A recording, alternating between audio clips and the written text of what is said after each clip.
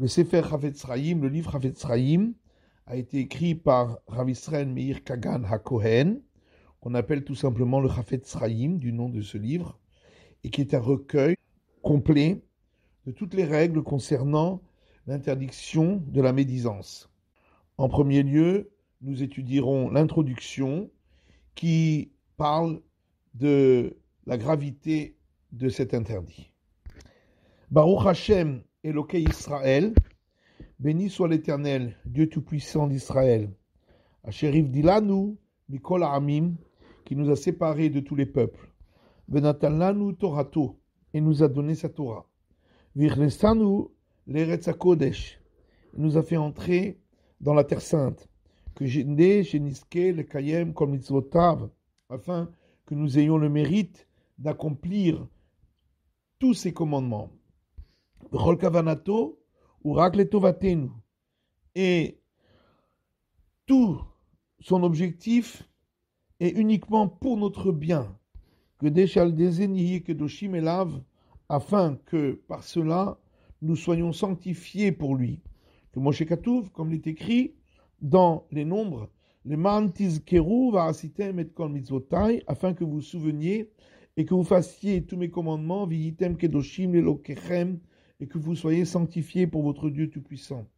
Viyeh bicholtenu lekabel et hashpa'at tuvo, et que nous ayons la possibilité de recevoir l'influence de sa bonté. Verov chasdo be'olam hazeh, et ses grands bienfaits en ce monde, ou ba'olam haba, et dans le monde futur, que Moshe Katuv, comme il est écrit dans le Deutéronome, Ma Hashem Elokecha shoel meimach, qu'est-ce que l'Éternel, ton Dieu Tout-Puissant, te demande?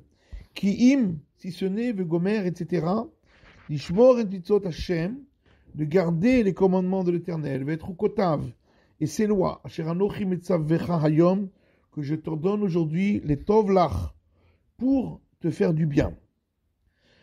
Ayen Sham beperush Ramban, et regarde là-bas dans l'explication de Nachmanide, les tov lach, que ces mots pour te faire du bien, atralat pasuk kae, ça s'applique au début du verset Ma Hashem Elokecha shoel mimach kae.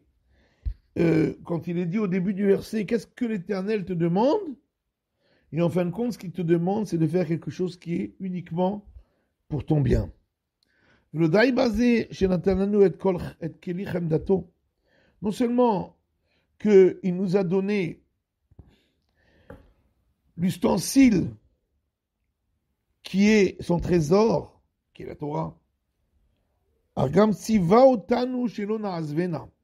il nous a également ordonné de ne pas l'abandonner, cette Torah. Comme Moshe Katuv, comme il est écrit dans Mishlé, dans les proverbes, qu'il écartove natati lachem, car une bonne part je vous ai donné, Torati al ta'azovu, n'abandonnez pas ma Torah.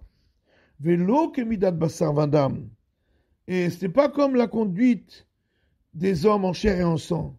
Sheimiten la havero matana tova, car si un homme donne à un autre un beau cadeau, vechavero eno mitnahek ba keshura, et l'autre ne l'utilise pas comme il faut et n'a pas de prévenance pour cet objet, ve'ena chaviva be'ainav, et il n'est pas cher à ses yeux, ou chomed ou metzapé, alors celui qui lui a donné le cadeau, il voudrait, il attend, matai yafkira havero mikol vakol, quand est-ce que l'autre va s'en déposséder, vuyachazor veiskeba, et lui pourra le reprendre.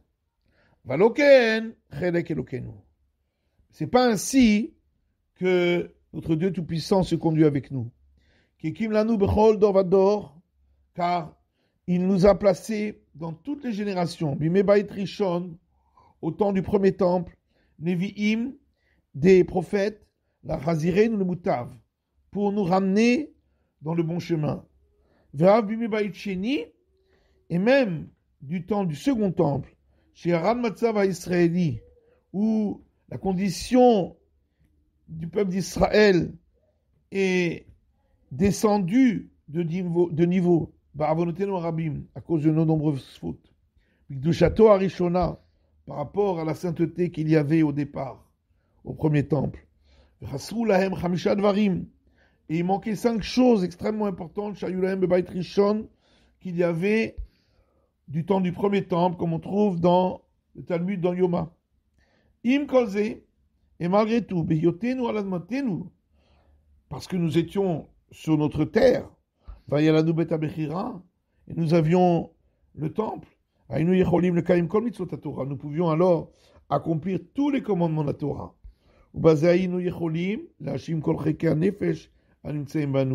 Et ainsi, nous pouvions parfaire toutes les parts de l'âme qui se trouve en nous.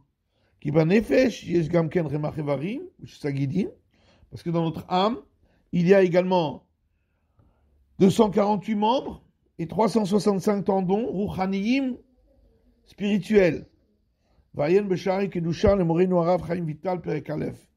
à ce sujet dans le livre Shari Kedusha de notre maître Rabbi Chaim Vital.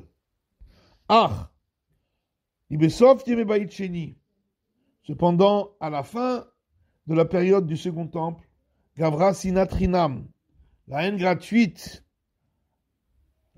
a supplanté tout. La Shonara, ainsi que la médisance, Benenu, parmi nous, peuple d'Israël, Ba'avonotenu Rabim, à cause de nos nombreuses fautes. Et à cause de cela, le temple a été détruit, Vegalinu Me'artzenu, et nous avons été exilés de notre terre. Qui détabe Yoma, comme on trouve dans le Talmud dans Yoma, ou Birushalmi, et également dans le Talmud de Jérusalem, du même traité. Hagam Shagmara Nakta Sinatridam, et bien que dans le Talmud, on parle de la haine gratuite, à Kavana ou à la Shonara, Gamken. Mais on veut parler également de la médisance, chez Yotzet Mitzadasina, parce qu'elle découle de la haine. Et il a vachi, parce que sinon, on n'aurait pas été autant puni. Vainu de Siem Sham, et c'est ce que le Talmud termine là-bas, conclut en disant, la mettra pour t'apprendre, chez Caché, c'est notre inam, que la haine gratuite est aussi grave que Neged Avodah Zara, Vegilu Yarayot ou Shvichut Damim, que les 3 péchés suivants ensemble, qui sont l'idolâtrie, les relations interdites et le meurtre. Or, dans le traité Arachin, on trouve exactement la même chose concernant la médisance. Et donc, c'est une preuve que dans le Talmud, dans Yoma, on parle également de la médisance en disant la haine gratuite. Et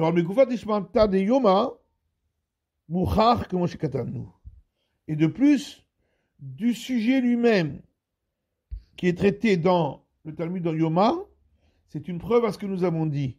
Mais les Païrcham, puisqu'on pose la question là-bas au Migdar Rishon Vechoulé, Vedokrin et Traverehen.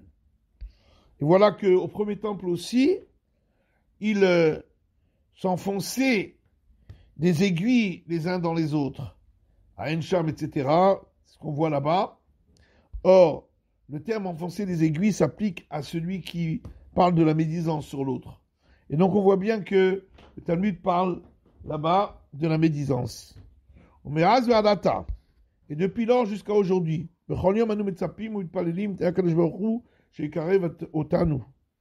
chaque jour, nous espérons, nous prions, le Saint béni soit-il, qu'il nous rapproche de lui, comme il nous a promis dans sa sainte Torah, et par la bouche de ses prophètes, Kama Pamim à plusieurs reprises. Et notre prière n'est pas acceptée devant lui, comme Moshamur Chazal, Burachot, comme nos sages ont dit dans le traité Brachot, depuis le jour où le temple a été détruit, une muraille en fer sépare Israël de leur Père qui est aux cieux.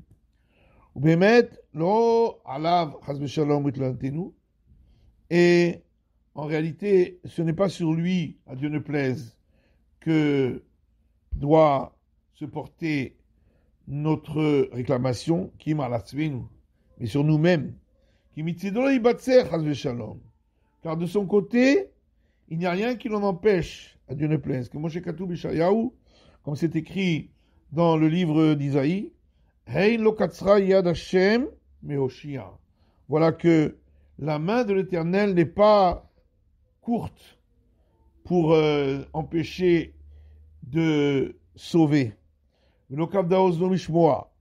Et son oreille n'est pas fermée pour ne pas écouter. Car ce sont vos iniquités qui ont entraîné cela, etc. Rabbi Yoshua ben Levi nimtza b'Gemara, Sanhedrin, et au temps de Rabbi Yoshua, fils de Lévi, on trouve dans le Talmud, dans Sanhedrin, le père Chelek, dans le chapitre Chelek, chez Shivulo, que on lui a répondu à Rabbi Yoshua ben Levi, Shayom im bekolot ishmaun yavo Mashiach. Si aujourd'hui même vous écoutez sa voix, le Messie viendra. Av shelo nishlam azadain zman hagalut shenigzar l'Israël, bien qu'à ce moment-là, en sa période à lui, n'était pas terminée la période qui avait été prévue pour l'exil, qui avait été décrété sur Israël, Shiu Elev Shanim Bagalut, puisqu'il était prévu qu'il reste en exil 1000 ans, Keminyan Yomo Shel HaKadosh Baruch Hu, qui correspond à un jour pour le saint soit-il, comme on trouve dans les paroles de nos sages. Im kol ze, malgré tout, la force du repentir aurait pu annuler ce décret. À plus forte raison de nos jours, ça fait déjà plus de 800 ans que c'est terminé cette période qui correspond à un jour pour le saint soit-il. Et donc la cause, c'est seulement de notre côté à nous. Car par nos nombreuses fautes, nous ne lui laissons pas la possibilité de faire résider sa présence divine parmi nous.